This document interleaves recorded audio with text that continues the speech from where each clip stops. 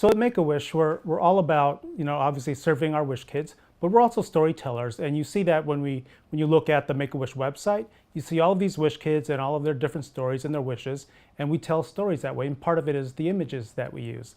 Historically, in the past, we have 62 chapters across the U.S. and its territories.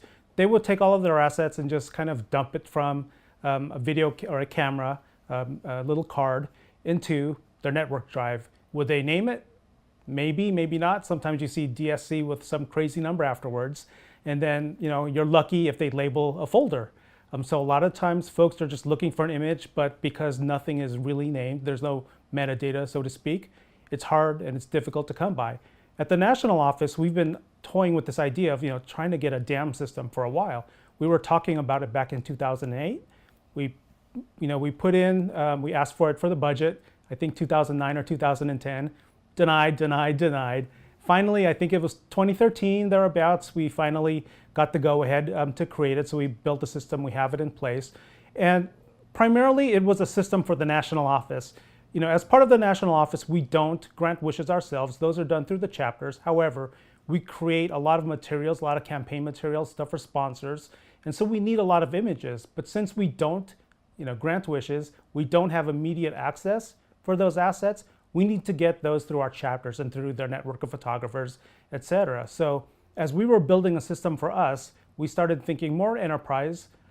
How can the chapters also benefit from this? And so part of that sell was, hey chapters, we have this system in place. It's all online storage. You don't have to worry about network drive on your own. In fact, I got a story after we implemented and released our DAM a few years back. One of our bigger chapters came up to me and said, I just bought a network drive in the summer, and this was in October when she mentioned this to me. I already got a message that I'm at 75% capacity, and so she was grateful that we got this new system and that she would soon be able to start using it. So that's part of the sell. It's telling the chapters, don't worry about storage. That costs a lot and you'll run out. We've got it. For none of the chapters, they do not have any allocated space. It's not like we go to chapter A and say, you have 20 gigs.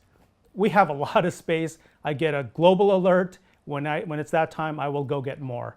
So we relieve the chapter of that particular worry. We also, so as part of that process, we're looking for assets for our banners, our campaigns, etc. If the chapters can identify those assets, we give them metadata that's consistent across the board.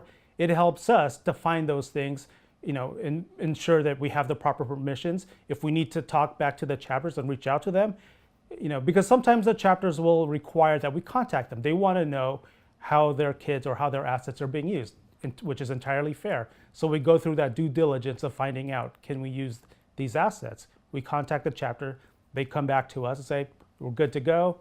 We get our materials made, and it's great. There's also another aspect to this where we connect it to part of our, internally we call it Design Studio.